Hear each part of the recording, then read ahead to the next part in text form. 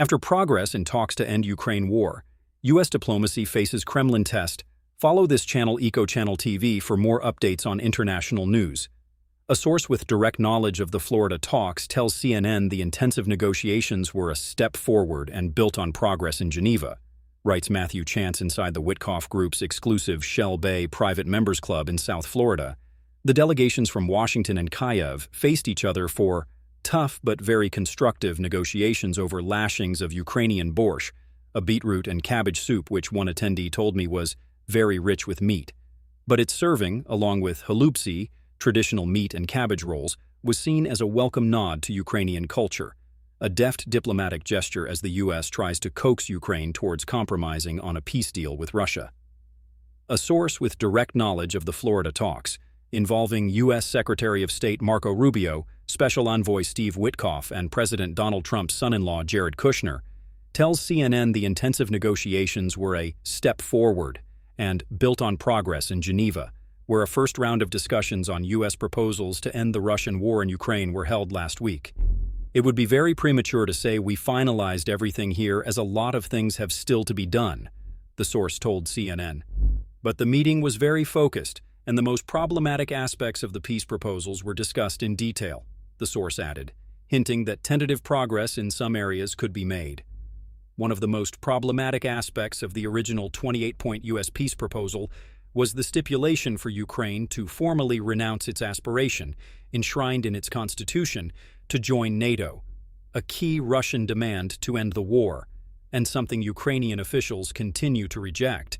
However, the CNN source now says negotiators have discussed a possible scenario in which Ukraine would effectively be barred from joining the U.S.-led Western military alliance via arrangements that would have to be negotiated directly between NATO member states and Moscow. Ukraine will not be pushed to officially, in the legal sense, reject this aspiration, the source told CNN. But if the United States has something to agree upon with Russia bilaterally, or if Russia wants to receive some assurances from NATO multilaterally, then this is not engaging Ukraine in the decision-making process, the source added. A final decision on what would be a highly sensitive compromise, likely to be unpopular among NATO states, has not yet been taken and would ultimately be made by the Ukrainian president, the source stressed to CNN.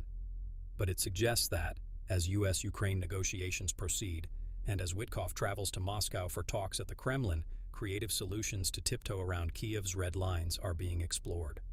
Another one of those problematic areas is the Kremlin demand, which also found its way into the 28-point U.S. peace proposal for Ukraine to surrender territory in the Donbas region of eastern Ukraine that has been annexed, but not yet conquered, by Russia.